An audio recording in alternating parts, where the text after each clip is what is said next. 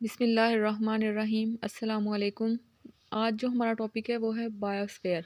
सबसे पहले हमें बायोस्फेयर का मतलब पता होना चाहिए कि इसका मतलब क्या है। Bio mean life, sphere mean layer.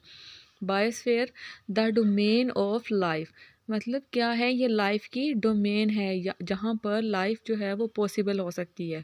ठीक है, लाइफ जो है वो एग्जिस्ट कर सकती है। कैसे एग्जिस्ट कर सकती है, ये एक नैरो जोन है। ठीक है, जो किसके साथ इंटरकनेक्टेड है, वाटर, एयर और अर्थ के साथ इंटरकनेक्टेड है। ठीक है, इन तीनों स्फेयर के बगैर जो है वो बायोस्फेयर में लाइफ एग्जिस्ट नहीं कर सकती।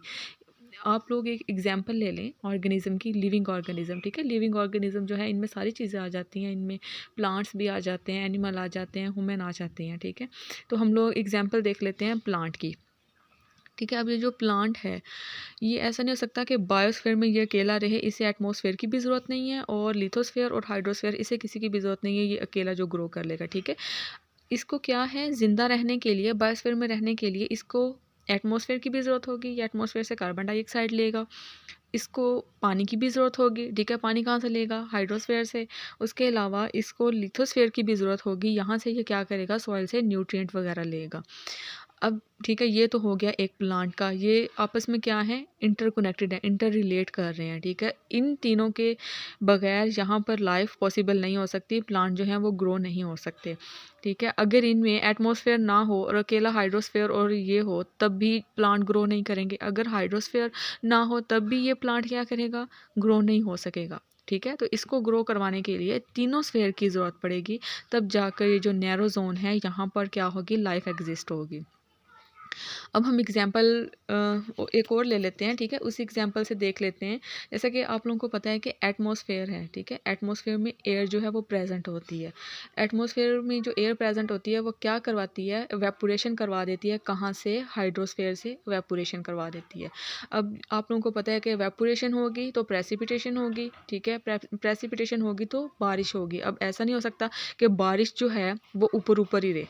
ठीक है, पानी के जो कतरे हैं वो ऊपर हवा में ही रहें, ज़मीन पर आए ही ना। ठीक है, तो उन्हें क्या करना होगा, वो क्या करेंगे, ज़मीन पर आएंगे। ठीक है, लिथोस्फेयर पर आएंगे। जब वो यहाँ पर आएंगे तो क्या होगा, यहाँ पर जो प्लांट वगैरह हैं वो ग्रो करेंगे। इस सारे प्रोसेस में एटमॉस्फेयर जो है वो बहुत ज़रूरी है। ठीक है, यहाँ से ये वेपोरेशन होगा, यहीं से जो है वो क्लाउड बनेंगे। तो ये सारी चीज़ें, ये तीनों डोमेन क्या हैं, आपस में इंटर रिलेट कर रही हैं। ठीक है, इन तीनों चीज़ों के बगैर जो है वो लाइफ एग्जिस्ट नहीं कर सकती।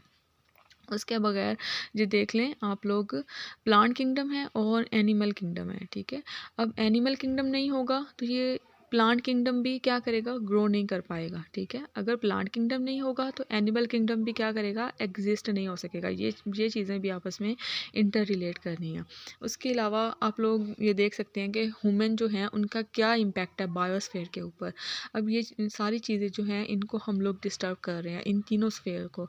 हम लोग क्या कर रहे हैं, जंगलात जो हैं उनको काट रहे हैं, डिफोरेस्टेशन कर रहे हैं हम लोग। उसके अलावा हम लोग अपनी एटमॉस्फेयर को पोल्यूटेंट कर रहे हैं, अपने हाइड्रोस्फेयर को पोल्यूटेंट कर रहे हैं, जिसकी वजह से क्या हो रहा है, वुमेन को बहुत सारी डिजीज़ हो रही हैं, इंसान जो है वो बीमार हो रहे हैं। बीमारी की वजह से फिर आप लोगों को पता है कि क्या होता है, हमें अपना इलाज करवाना पड़ता है।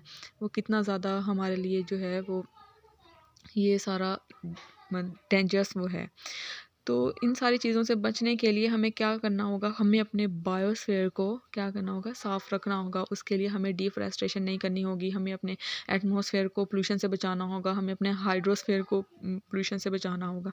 तब ही जाकर जो है एक हेल्दी लाइफ जो है वो बायोस्फीयर में एग्जिस्ट कर सकेगी। तो बस आज का हमारा यही टॉपिक था। मिलते हैं नेक्स्ट वीडियो में एक नए टॉपिक के साथ। ओके, अल्लाह हाफिज़।